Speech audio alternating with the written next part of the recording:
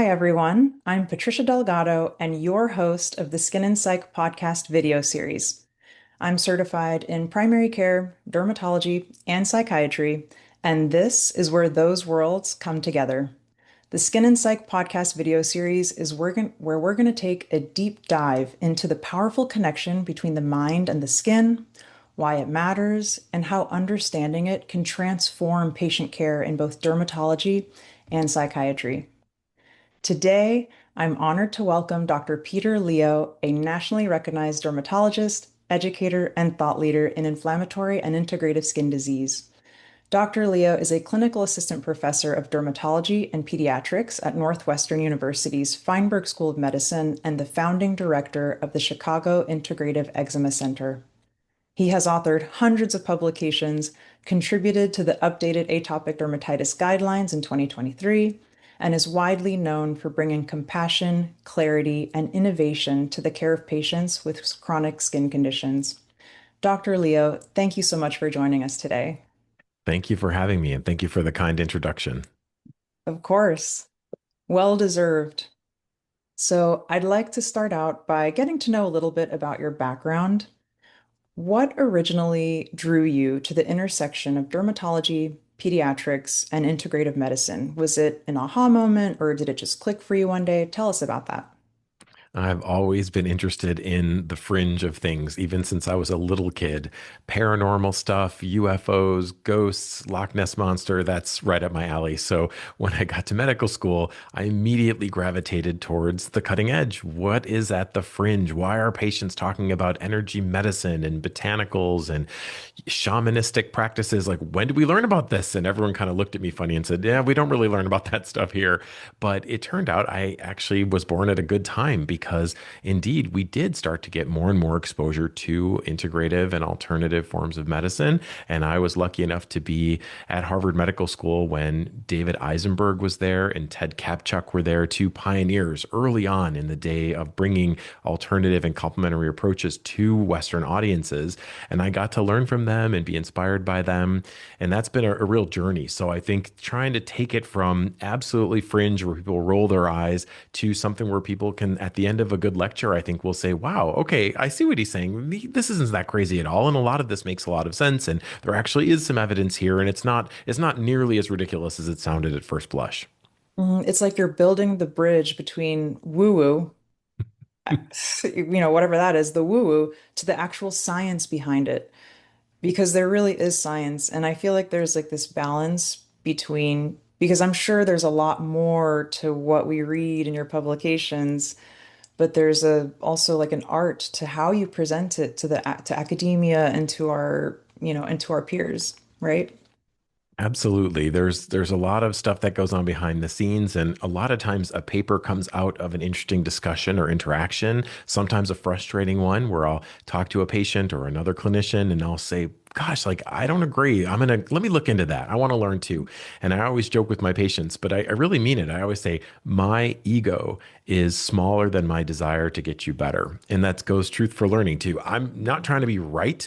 I'm interested in learning the truth. So if I'm wrong, in a way, that's great. It's like, okay, I've learned that Mhm. I was off and now I'm going to be better going forward. So I'm truly diving into these things, trying to get an answer, whether or not it's the one I hope for, right? Sometimes it is, sometimes it isn't. But that Mhm. to me is the exciting part. And especially when you are wrong, those are real moments where you're like, huh, I guess I had this incorrectly. I want to fix my thinking. And where does that take me? Now that I know that part didn't bear out, where do we go from here? Yeah, and also what can I tell my colleagues? Because maybe in a way certain other clinicians have been possibly getting it wrong, and how do you spread the word? I Exactly. love that. You're known for bringing a lot of heart and curiosity into dermatology, like we were just talking about. Who or what shaped the way you practice medicine today? Oh, wow. I've had many wonderful teachers, and part of my lifelong goal is to sort of pay it forward as a way of paying them back because you can never really pay back your mentors. But incredible teachers, even since I was really little. An amazing fourth grade teacher who later became our art teacher, who made a huge impact. Wonderful teachers in high school that really shaped me and encouraged me and fostered my love of learning.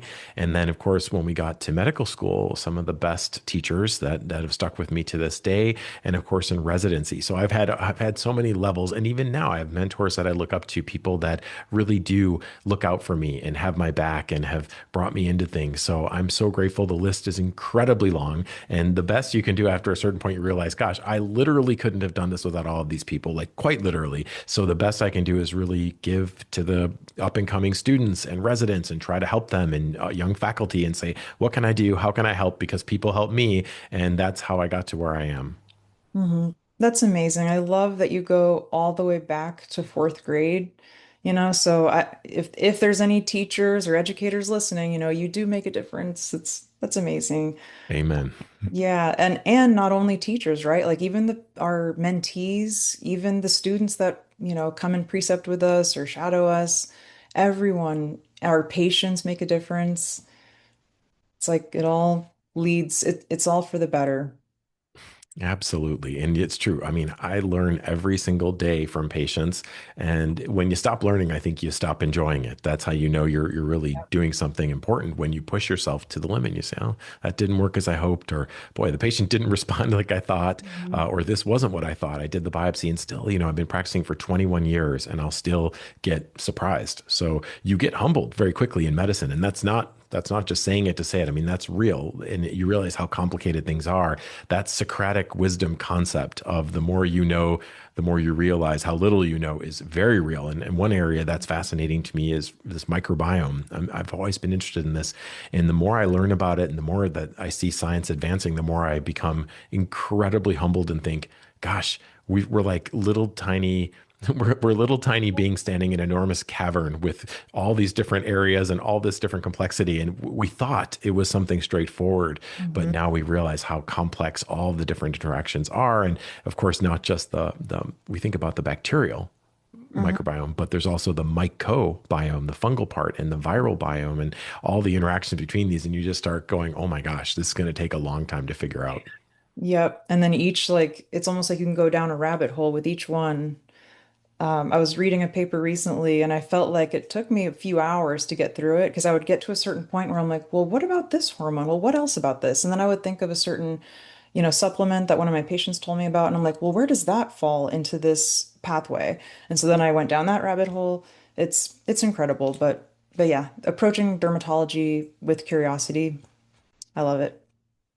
And those rabbit holes are the best, right? That's what sustains you on a cold winter night when you're deep in your fifth linking reference and you're saying, where does this Mhm. lead? And then it's nice because it comes back to our main topic today too, this idea of the connections between the mind and the skin. And of course, all of these interconnections is one of the most fascinating rabbit holes of all. Yeah, and don't even get me started on the gut microbiome.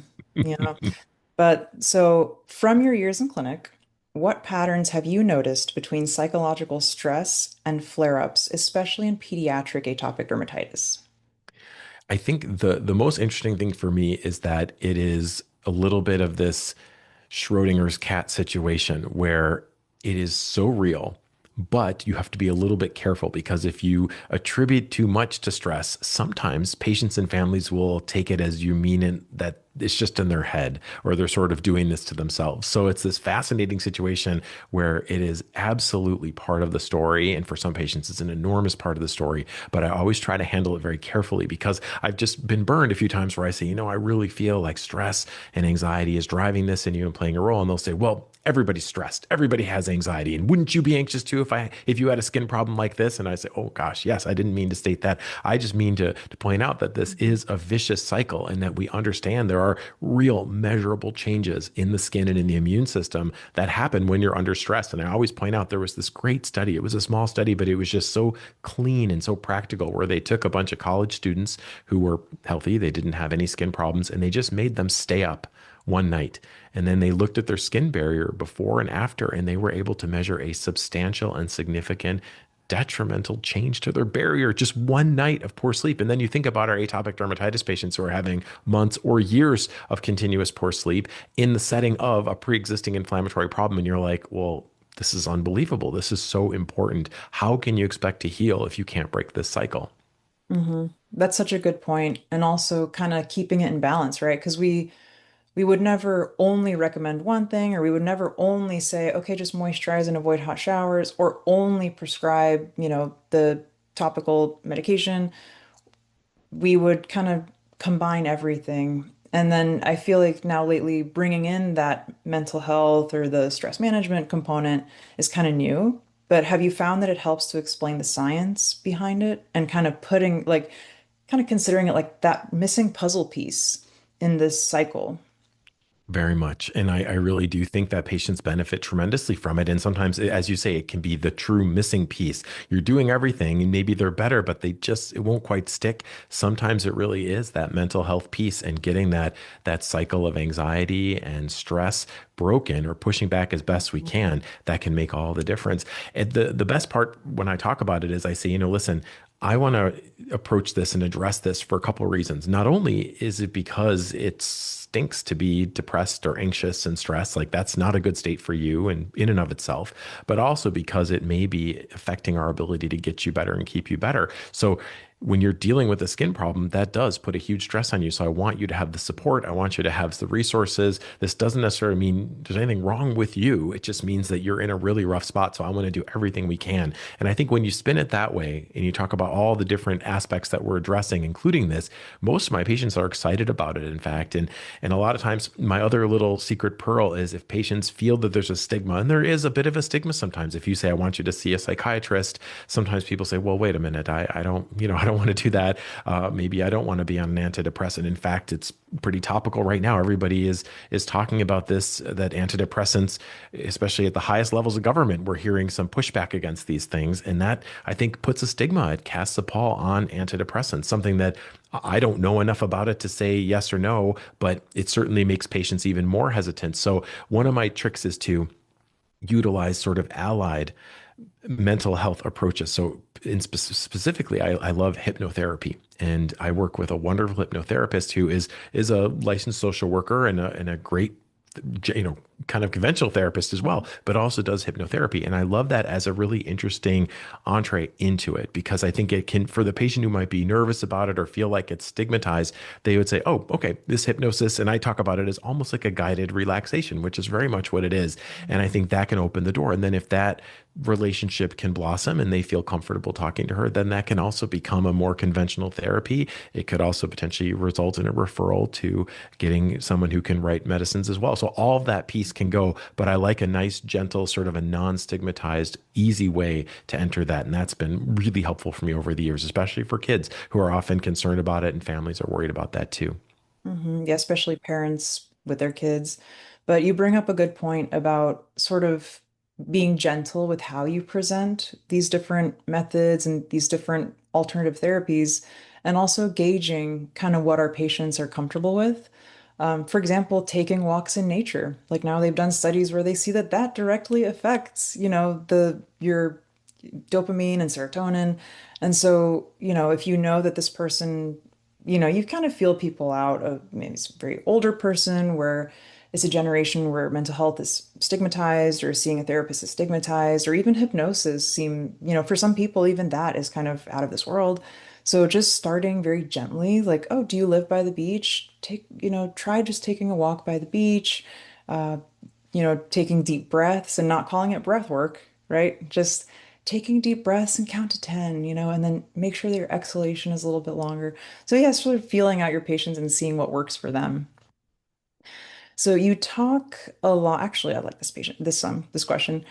What has a patient taught you about the emotional impact of skin disease that textbooks never prepared you for? That is important because I think a lot of textbooks barely touch upon this aspect of it. And to me, I think what patients have taught me over and over again is that they carry a lot with them and very rarely talk about it. It takes quite a bit of work to bring it out.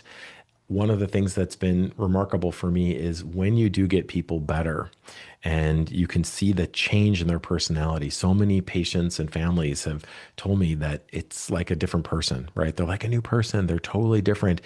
All these aspects of their personality and of their way of engaging in the world, like that can change. And it's not just mostly I deal with atopic dermatitis, but also alopecia areata, and also, I mean, even things that might sound kind of goofy, acne patients, right? I think sometimes it can have such an effect on their well-being, on the way they view themselves, on the way they interact with the world. So you see this transformation when they're better.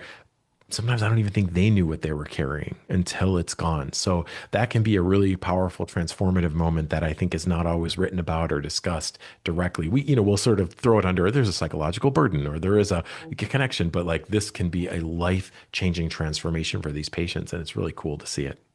Yeah, it is. Like, speaking of acne, I feel like one of my one of my first aha moments as a dermatology clinician was with an acne patient, or I should say a couple of acne patients, where one came in with just a couple of pimples, but he was wanting to skip school. He was extremely depressed about his acne, and just really it was the end of the world for him. And then another patient just later in the day, who I would consider his acne moderate to severe, who, just didn't really care. It was clear that the parents were the one that brought him in.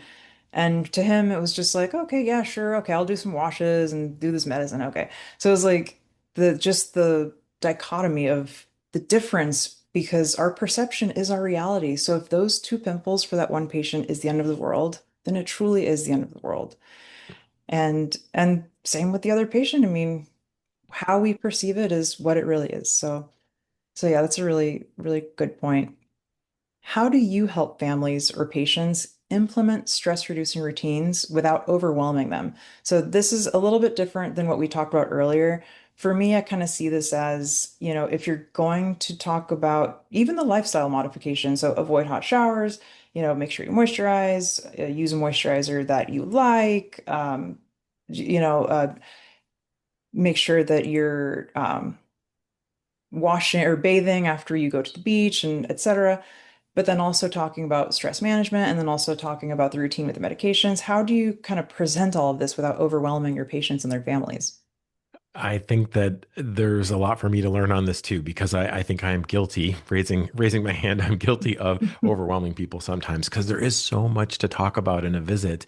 I think part of the issue is also knowing what is accessible to them. So, for example, I'm a big fan of and a big proponent of phototherapy, but that's an enormous burden on patients and families. And I think, I forget sometimes that it's like, if you have little kids, you have to pack everybody up 2 or 3 times a week and go to this appointment, which only lasts about a minute or two, anyways. It's so silly. But I really do try to talk about it with them. I try to paint a picture. I'm also obsessed with eczema action plans. So I write everything out very carefully. And sometimes I'll say, if they start asking me a lot of questions, like, okay, give me 1 minute. Let me pop out. Let me get you this plan written out. I'm going to write it out really clearly. I'm going to bring you pictures of every product I want you to use. I'm also very prescriptive about this. So I like to take a screenshot when I'm in person, or if I'm doing a televisit, I'll put the links Yeah. because I want them to know specifically the product and the price. They can see before we even agree. And then I'll kind of go over it with them and make sure they understand it, have them read it back to me, look at the products and watch and learn. And if they say, this one, I don't know, okay, we can do something different. But I'm also trying to be very mindful of the sheer number of things I'm doing and the expense. Something I work a lot with other alternative providers. And sometimes what we'll find is that we hear about polypharmacy all the time, an Mhm. older patient on 14 different medicines. Well, there's poly Mhm. supplement. I have a patient who's on like 14 different supplements, and I'm saying, okay, not only is this crazy expensive, we Mhm. don't know about any of the possible interactions. Like at some point, what are we doing here? So I'll often advocate for sort of minimalism. Can we just clean this up? Do you really feel like you need all of these things? Can we just cut back a bit and see if we can distill it down to the absolute necessities? And sometimes a patient will tell me I have to do that for my own plan. I've made a huge plan. They're like, this is too much. I can't do all this. And Yeah. you know what? I have to respect that, because at the end of the day, who are we helping if I give them a bunch of things they're not going to do? We're helping nobody. Everybody loses. hmm it kind of reminds me, I was listening to one of your interviews on Dermatology Times about your experience contributing to the 2023 atopic dermatitis guidelines, and how you mentioned sort of throughout developing the new guidelines, maintaining in mind the patient's experience, patient adherence, patient preferences, just throughout the whole thing, just keeping that in mind when we're developing any plan or guideline. So I think that's huge. You really have to, because I think, again, the best laid plans, they aren't going to go Mhm. if the patient doesn't use it, if they don't like it. And that's why I always feel like when you have somebody be very, there is a time, I think, to stand your ground and say, listen, I always tell the story of one of my teachers, Thomas Fitzpatrick, rest his soul. He used to very much say to patients, right to their face, you didn't come here to make a friend. You came here for my opinion. And he would say that sometimes if a patient was giving him pushback about what he was saying, and that was important. So there is a time and place for that. But on the other hand, if the patient says, I don't want to use steroids, and you're saying, well, the only thing I'm giving you is steroids today, I feel like, boy, that's everybody's lost. Like, this is a terrible Right. interaction. We don't want that. And something like that may or may not be salvageable, but ideally we can. We can salvage it and say, okay, maybe you think in that moment, I think topical steroids are the best thing for you, but I'm going to respect your wishes. And thankfully, we have a whole bunch of things that are non-steroidal that we can try. And then sometimes building that rapport, and this has happened to me multiple times. We've built the rapport and they come back and say, I'm better. I'm not where I want to be. What do you think? And if I do think, could we try a little bit of steroid? Could we do it just, tactically, carefully? I'll watch you closely. Sometimes that makes all the difference. And then the patient does that and they come back and they say, wow, I'm so much better. I feel so much happier. But we didn't burn that bridge in the beginning. We had to work together and negotiate. And sometimes it doesn't go that well, but it's wonderful when it does. We can bridge as opposed to battle.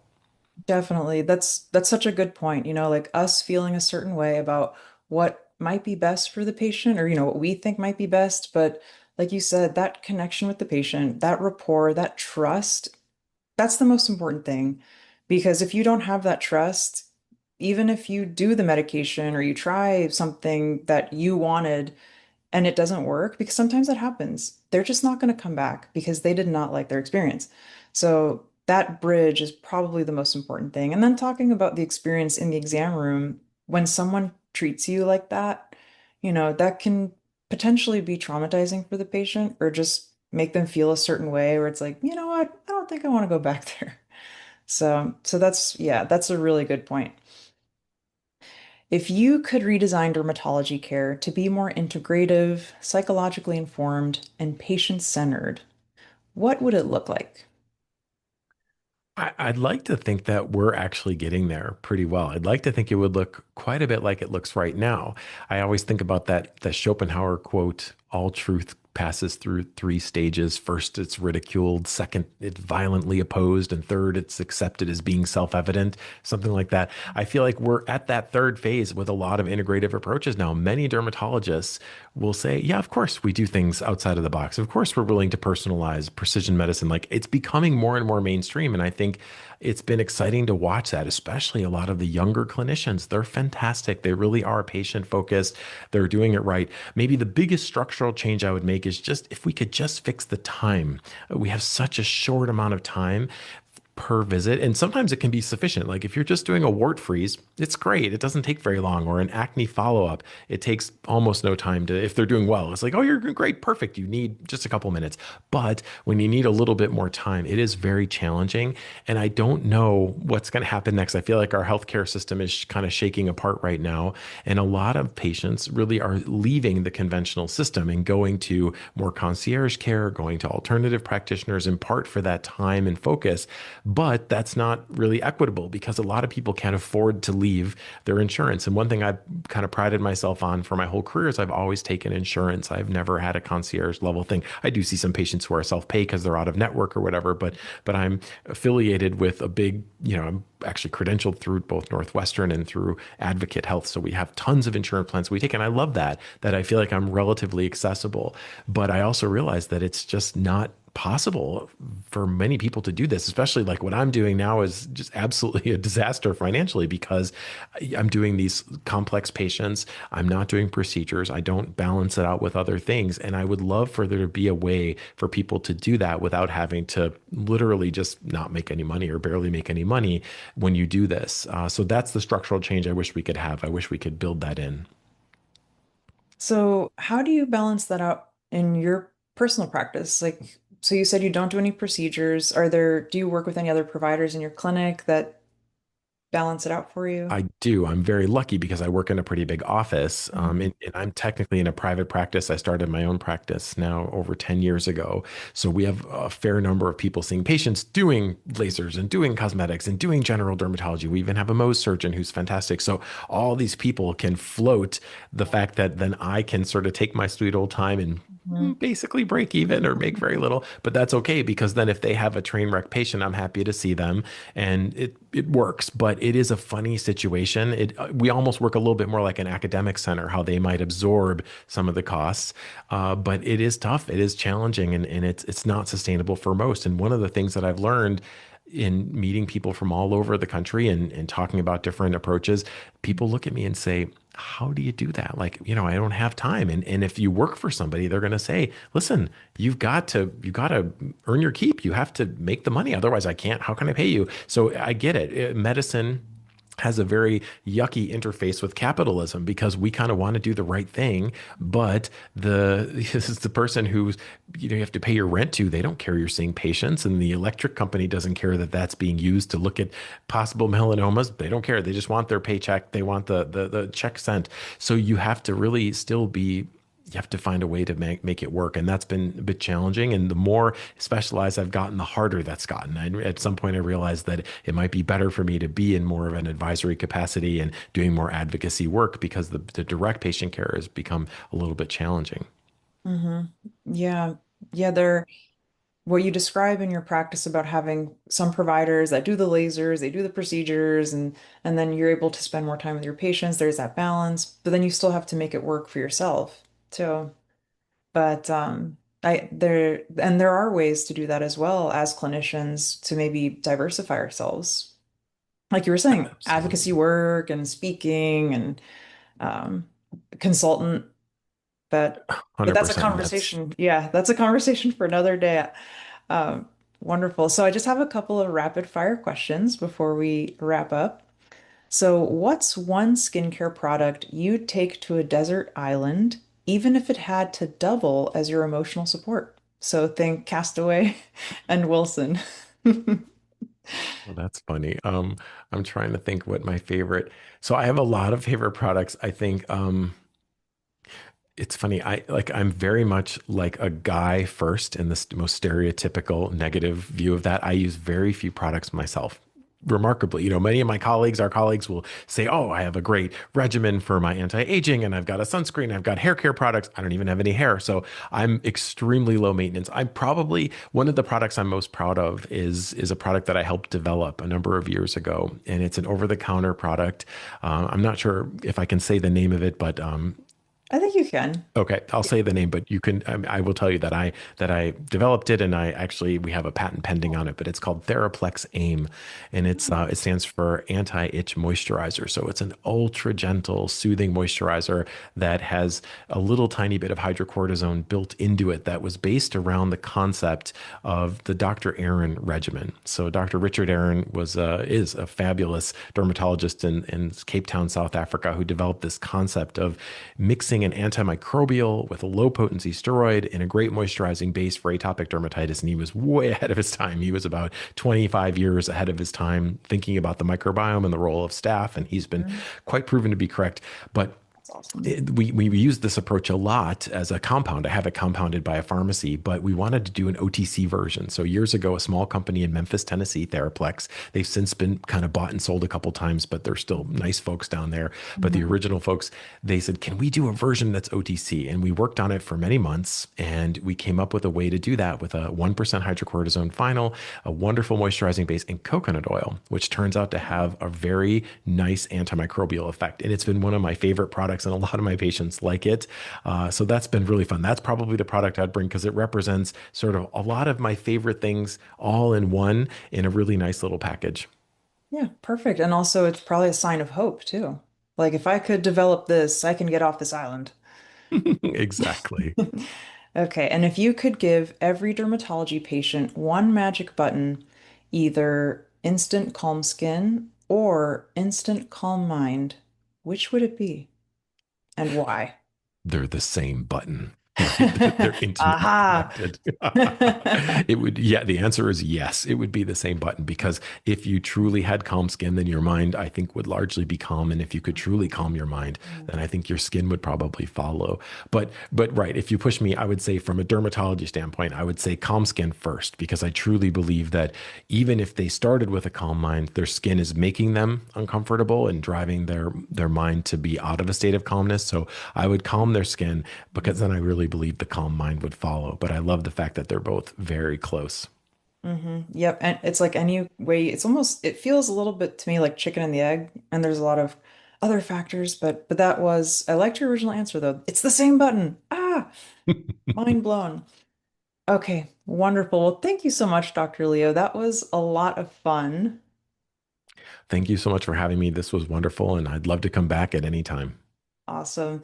Well, this has been the Skin and Psych podcast video series, bridging the gap between dermatology and mental health, one conversation at a time. We will see you at the next one.